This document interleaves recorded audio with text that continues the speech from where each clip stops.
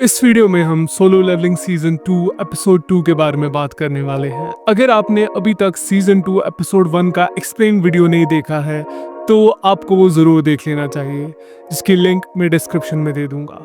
Hey guys, I am Athar and I welcome you to the Culture tribe.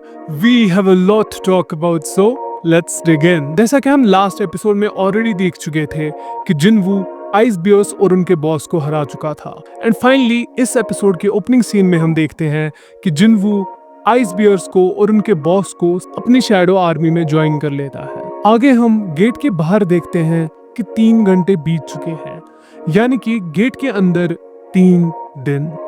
लेकिन Hong Dongsu अभी भी वहीं पर जिनवू का वेट कर रहा होता है। लेकिन अब उसे लगने लगता है कि जिनवू अब अंदर मर गया होगा। वो वहां से जाने लगता है, लेकिन तभी वो पीछे मुड़कर उनसे ये पूछता है कि जिनवू तुम्हारी कंपनी यानी कि व्हाइट टाइगर गिल्ड का हिस्सा है ही नहीं, तो तुम्हें उसको कैसे अलाउ किया इस गेट के अंदर जाने के लिए। तो जिनवू का दोस्त मिस्टर आहान ये कन्फेस करता है कि उसी ने जिनवू को अलाउ किया था। तभी डोंगसू उसका गला दबाने लगता है, लेकिन और एक एसराइक हंटर बेक योन हो जो वहां पे गेट के इंस्पेक्शन के लिए प्रेजेंट होता है, डोंगसू को रोककर मिस्टर आहान को बचा लेता है। इसके बाद हम फिर से गेट के अंदर पहुंच जाते हैं, जहां हम देखते हैं कि किम चुल की हालत खराब है और वो यहाँ वहां भटक के फाइनली जिनवू की टीम को लोकेट कर लेता है, जहां वो देखता है कि उनके पास ब्लैंकेट्स और खाना सब कुछ अवेलेबल है। और एक बार फिर उसका ईगो उसका कंट्रोल ले लेता है और वो ये सोचने लगता है कि इन सब के पास सप्लाईज पहले से ही अवेलेबल थी। किम चुल अपनी स्वॉर्ड निकाल के जिनवू की टीम की तरफ दौड़ने लगता है उन्हें मारने के लिए। तभी हम देखते हैं पीछे से जिनवू आ जाता है। इसी के साथ वो किम चुल का सर जमीन में स्मैश कर देता है और वो अनकॉन्शियस हो जाता है। आफ्टर दैट जिनवू पीछे की तरफ टर्न करता है और कहता है कि तुम्हारी प्रेजेंस छुपाने के लिए बहुत स्ट्रांग है, तो सामने आओ। और हम देखते हैं आइस एल्व्स और उनके बॉस को। आइस एल्व्स का बॉस जिनवू से कहता है ये वाले एल्व को तुम स्ट्रांग लगे थे एंड ये तुम्हें चैलेंज करने के लिए आता है। इन द स्प्लिट सेकेंड जिनवू उसका गला काट लेता है। आगे हम देखते हैं कि जिनवू सरप्राइजिंगली उन आइस एल्व्स की लैंग्वेज को समझ सकता है और उसे ये शक होता है कि कहीं मैं इनको इसलिए तो नहीं समझ पा रहा बिकॉज ये भी सिस्टम का हिस्सा है। लेकिन आगे जो हम देखते हैं वो चीज हमें एब्सोल्युटली शॉक करके रख देती है। उन आइस एल्व्स का बॉस जिनवू को रिवील करके बोलता है कि उन्हें हर समय एक आवाज सुनाई देती है, किल द ह्यूमंस। लेकिन जिनवू को देखकर उन्हें वो आवाज सुनाई नहीं दे रही। एंड इस पॉइंट पे जिनवू को फाइनली रियलाइज होता है वो आइस एल्व्स भी सिस्टम का पार्ट है। आइस एल्व्स का बॉस जिनवू को कहता है कि हार मान लो बिकॉज यू आर आउटनंबर्ड। तभी जिनवू कहता है ओह आउटनंबर्ड, एंड वो अपनी शैडो आर्मी को समन कर लेता है। इसके बाद शैडो आर्मी और आइस एल्व्स के बीच फाइट स्टार्ट हो जाती है।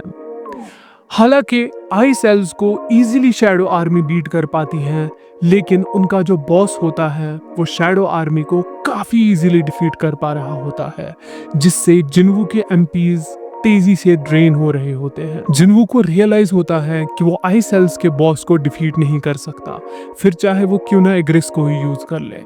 आफ्टर दैट आइस एल्व्स का बॉस जिनवू को कहता है I am Barca and what's your name. इसी के साथ मेन फाइट स्टार्ट हो जाती है, जिसकी एनिमेशन आपको कंप्लीटली मेस्मराइज करने वाली है। आगे हम देखते हैं कि किम चुल अपनी कॉन्शियसनेस गेन कर लेता है और वो अपनी स्वॉर्ड लेकर जिनवू की तरफ दौड़ने लगता है उसे मारने के लिए।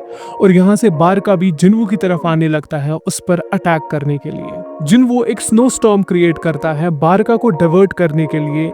जब बारका फाइनली उस स्नो स्टॉर्म के बीच से जिनवू की तरफ पहुंचता है तो उसे वहां पे एक नया शैडो सोल्जर मिलता है, जिसे हमने इससे पहले नहीं देखा होता।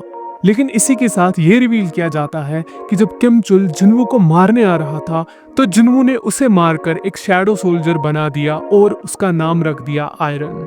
अब जिनवू, एग्रेस और आयरन तीनों मिलकर बारका से लड़ने लग जाते हैं। और यहाँ से हम देखते हैं कि वो जो लड़की जिनवू अपने साथ लाया था हान सोंगी, उसे बैटल देख के फाइनली रियलाइज होता है कि एक हंटर बनना कितना डिफिकल्ट है। आगे हम देखते हैं कि बारका आयरन को मारने जाता है क्योंकि उसे वो उन तीनों में वीकेस्ट लगता है, लेकिन जिनवू पीछे से आकर बारका पर अटैक कर देता है। बारका फिर भी बच जाता है, पर जब हमें लगने लगता है कि बारका अब सेटल डाउन हो रहा है, जिनवू आयरन को बोलता है बारका पर अटैक करने के लिए एंड फाइनली वो तीनों बारका को डिफीट कर देते हैं। सिंस डंजन बॉस मर जाता है तो बाहर जाने का गेट अपीयर होता है और फाइनली जिनवू और उसके कंपेनियंस उस गेट से बाहर आ जाते हैं, जहां बेक्योनहू ये देखकर सरप्राइज हो जाता है कि एक ए रैंक हंटर मर गया लेकिन ये लो रैंक हंटर्स बच गए। वो एस रैंक हंटर जिनवू से बोलता है कि मुझे बताओ आखिर अंदर हुआ क्या, लेकिन जिनवू से बोलता है मैं अभी थका हुआ हूँ, तुम अपने गिल्ड वाले लोगों से पूछो कि अंदर क्या हुआ।